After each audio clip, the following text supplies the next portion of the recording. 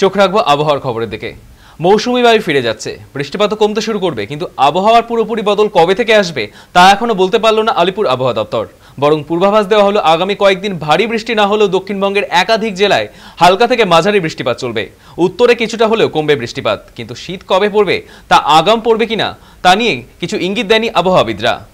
আবহাওয়ার যে পরিস্থিতি তাতে আগামী 24 ঘন্টায় বা আগামী দুদিনে আমাদের দক্ষিণবঙ্গের জেলাগুলির মধ্যে মূলত উপকূল অঞ্চলের জেলা উত্তর এবং দক্ষিণ 24 পরগনা, কলকাতা, হাওড়া, হুগলি সংলগ্ন নদিয়া এবং আমাদের পূর্ব পশ্চিম মেদিনীপুর ও ঝাড়গ্রাম এসব জেলাতে বজ্রবিদ্যুৎ সহ বৃষ্টিপাতের সম্ভাবনা রয়েছে। মূলত হালকা থেকে মাঝারি বৃষ্টিপাতের সম্ভাবনা বেশি রয়েছে, আর বাকি জেলাগুলোতে এক দু জায়গায় করে হালকা বৃষ্টির সম্ভাবনা রয়েছে। মনসুন আমাদের যেটা উজ্জ্বল পূর্বাভাস দেওয়া হচ্ছে, মনসুন ফিরে যাওয়ার যে পূর্বাভাস দেওয়া হচ্ছে তাতে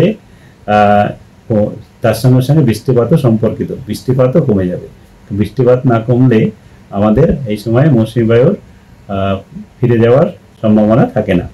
আর মৌসুমী বায়ু ফিরে যাওয়ার সম্ভাবনা বলা হচ্ছে আগামী 3-4 দিনের মধ্যে আমাদের পশ্চিমবঙ্গের কিছু অংশ থেকে, হয়তো উপকূল অঞ্চল আরো কিছুদিন থাকতেও পারে, কিন্তু পশ্চিমবঙ্গের অনেক কিছু অঞ্চল থেকে এটা আমাদের মনসুন ফিরে যাওয়ার সম্ভাবনা রয়েছে আগামী 3-4 দিনের মধ্যে।